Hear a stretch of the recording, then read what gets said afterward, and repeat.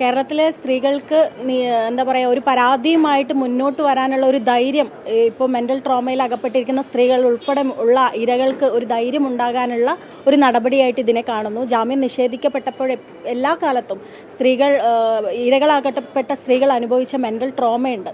അവർ അനുഭവിക്കുന്ന ഒരു സമാധാനത്തിനൊപ്പമാണ് ഞാൻ.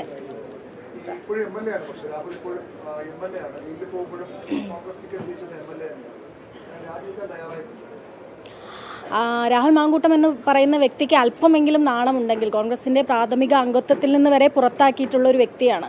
അല്പമെങ്കിലും നാണമുണ്ടെങ്കിൽ എപ്പോഴോ രാജിവെക്കേണ്ടതാണ്.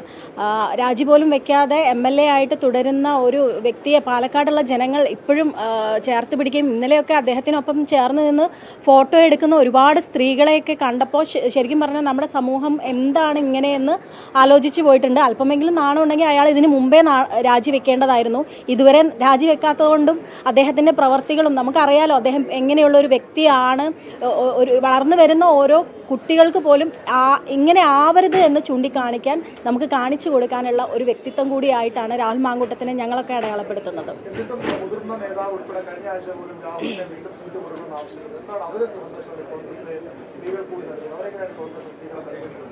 അങ്ങനെ കോൺഗ്രസ് എന്ന് പറയുന്ന ഒരു പ്രസ്ഥാനത്തിനകത്ത് ഇനിയും അദ്ദേഹത്തിന് ഒരു സീറ്റ് കൊടുക്കുമെന്ന് ഒരു വിചാരം എനിക്കില്ല. പ്രാഥമിക അംഗത്വത്തിൽ പോലും ഇല്ലാത്ത ഒരു വ്യക്തിക്ക് എങ്ങനെയാണ് കോൺഗ്രസിനകത്ത് ഇനി ഒരു സീറ്റ് കൊടുക്കുന്നത്? ഏതെങ്കിലും നേതാക്കൾ പറയുന്നുണ്ടെങ്കിൽ അത് അവരുടെ വ്യക്തിപരമായിട്ടുള്ള അഭിപ്രായങ്ങൾ മാത്രമാണ്, അതൊരു പാർട്ടിയുടെ അഭിപ്രായമല്ല എന്ന് പറയാനാണ് ആഗ്രഹിക്കുന്നത്.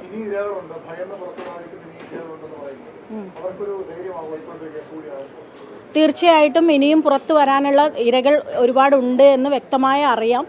അവരൊക്കെ മുന്നോട്ട് വരണമെന്ന് തന്നെയാണ് ആഗ്രഹിക്കുന്നത്. ഇതുപോലെയുള്ള സമൂഹത്തിൽ രാഹുൽ മാങ്കൂട്ടം മാത്രമല്ല, സാഹിത്യ മേഖല, സിനിമാ മേഖല അടക്കമുള്ള ഇടങ്ങളിൽ ഇതുപോലെ വേട്ടക്കാരന്മാർ നിൽക്കുമ്പോൾ സ്ത്രീകൾ ധൈര്യമായിട്ട് മുന്നോട്ട് വരേണ്ടത് അത്യാവശ്യമാണ്.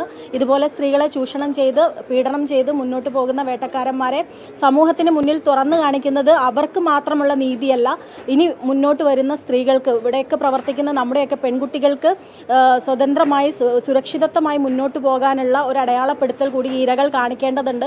മുന്നോട്ട് ധൈര്യമായിട്ട് വരിക. ഇവിടെ സമൂഹത്തിൽ സോഷ്യൽ മീഡിയയിൽ കാണുന്ന ബുള്ളിയിങ് അല്ല, അല്ലാതെ നിങ്ങൾക്കൊപ്പം നിൽക്കുന്ന ഒരുപാട് നല്ല മനുഷ്യരുണ്ട്. ധൈര്യമായിട്ട് മുന്നോട്ട് വരണം തന്നെയാണ് ഇരകളായിട്ടുള്ള സ്ത്രീകളോട് ഇനിയും പറയാനുള്ളത്. ലോകത്തെവിടെയായാലും ഏത് സമയത്തും 24 വാർത്തകളും ഓഗ്മെന്റഡ് റിയാലിറ്റി പാക്കേജുകളും എക്സ്പ്ലെയിനറുകളും വിശദമായി കാണാൻ ഞങ്ങളുടെ YouTube ചാനൽ നിങ്ങൾക്ക് സബ്സ്ക്രൈബ് ചെയ്യാം.